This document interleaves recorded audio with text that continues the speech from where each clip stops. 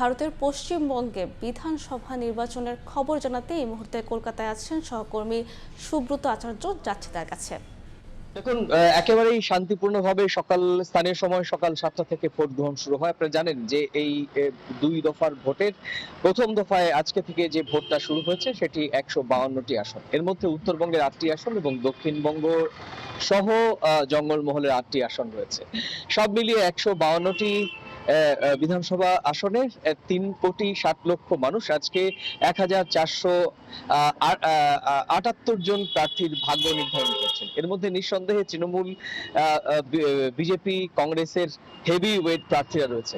বিজেপির heavy weight প্রার্থীদের মধ্যে অবশ্যই একেবারে প্রথম সারির শুভেন্দু অধিকারী, তিনি নন্দীগ্রাম থেকে লড়ছেন।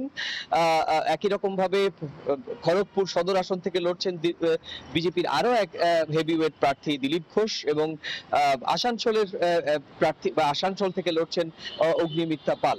একই রকম ভাবে আমরা জানি তৃণমূল কংগ্রেসেরও একজন হেভিওয়েট প্রার্থী রয়েছেন, যিনি শিলিগুড়ি আসন থেকে লড়ছেন, গৌতম দেব। সব মিলিয়ে আজকে কিন্তু এই প্রার্থীদের ভাগ্য আজকে ইভিএম বন্দী হয়ে যাবে।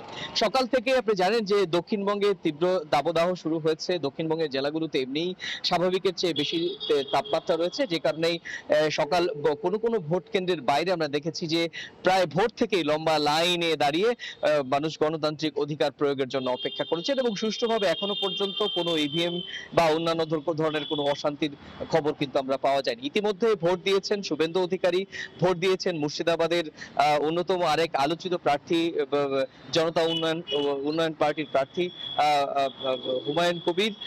ইতিমধ্যেই ভোট দিয়েছেন গৌতম দেব সহ যারা যে হেভিওয়েট প্রার্থীদের কথা বললাম, প্রত্যেকেই ভোট দিয়েছে। নির্বাচন কমিশন প্রথম দফার ভোটেই নজিরবিহীন নিরাপত্তার ছবিটা রাজ্যবাসীর সামনে তুলে ধরেছে। আপনি জানেন যে প্রায় 2,40,000-এরও বেশি সংখ্যক কেন্দ্রীয় বাহিনী মোতায়েন রয়েছে।